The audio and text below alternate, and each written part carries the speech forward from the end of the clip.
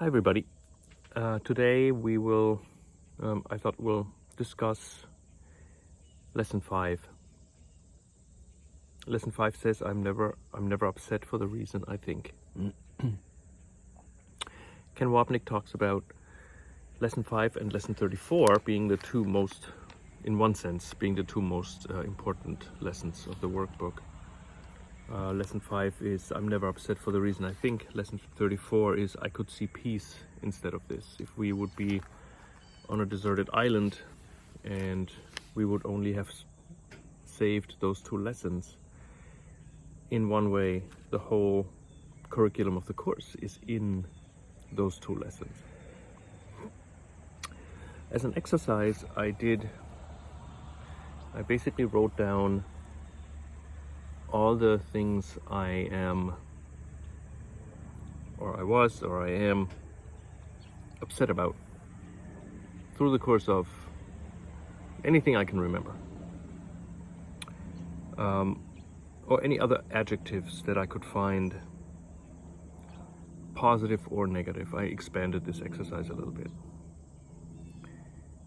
So the course starts with for example, I'm not angry at such and such for the reason I think. That's one example of the exercise. I'm not afraid of such and such for the reason I think. So I'm not worried about such and such for the reason I think, and I'm not depressed about that for the reason I think. And I just went through a whole list of words and concepts, applying it to this lesson. And I thought I'm just going to read them, because when I go through that list and think for a second, it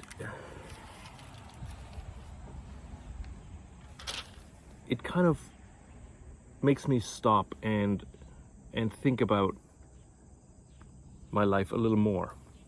And one of the aspects of the course is, it says, to learn this course requires willingness to question every value that we hold. None can be kept hidden and obscure. So those are hidden values most of the time for me, and once in a while I become aware. But I thought it might be helpful to hear them. So the first one is, I'm not sick for the reason I think. I'm not frightened for the reason I think. I'm not anxious for the reason I think. I'm not jealous for the reason I think. I'm not weak for the reason I think. I'm not weary for the reason I think. I'm not tired for the reason I think. I'm not exhausted for the reason I think. I'm not frail for the reason I think. I don't feel abandoned for the reason I think. I'm not angry for the reason I think. I'm not afraid for the reason I think. I'm not dismissive for the reason I think. I'm not frantic for the reason I think. I don't feel worthless for the reason I think. I don't act stupid for the reason I think. I'm not attached for the reason I think. I'm not detached for the reason I think. I'm not dependent for the reason I think. I'm not rich or poor for the reason I think. I'm not stressed for the reason I think. I'm not hyper for the reason I think. I don't feel rejected for the reason I think. I'm not unlucky for the reason I think. I'm not disloyal for the reason I think. I'm not loving for the reason I think. I'm not kind for the reason I think. I'm not helpful for the reason I think. I'm not helpless for the reason I think. I'm not indifferent for the reason I think. I'm not fragile for the reason I think. I'm not impatient for the reason I think. I'm not bad for the reason I think.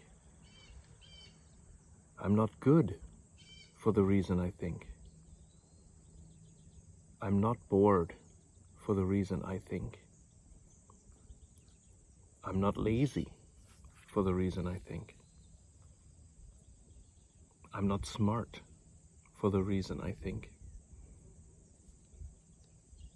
I'm not addicted for the reason I think. I'm not in pain for the reason I think. I'm not happy for the reason I think. I'm not overwhelmed for the reason I think.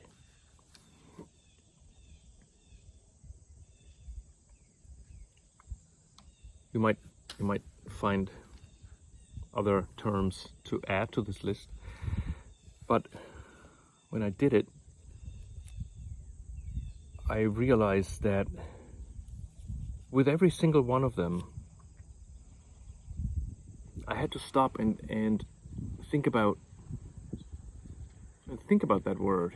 Think about what it means. Like, I'm not tired for the reasons I think. The Course says you're only tired because you're constantly judging you and yourself and others. You're not really able to be tired, but you're making yourself tired because of your judgment. And all those terms, I'm not impatient for the reason I think, because I'm only impatient because I lose hope that I will ever reach my goal, which is go back to heaven. That hopelessness is impatience. I'm not lazy for the reasons I think, because laziness is giving up my will, because I think my will has destroyed God. It's better to do nothing than to do something and reinforce the separation.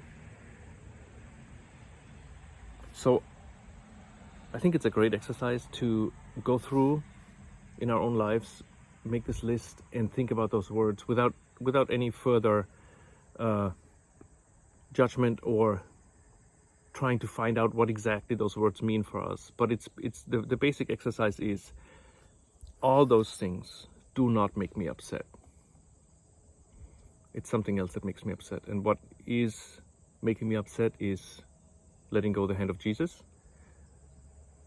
going into our wrong mind, taking the ego as our teacher rather than the Holy Spirit, and reinforcing the separation. That's what makes us upset. Nothing else does. Lesson 5.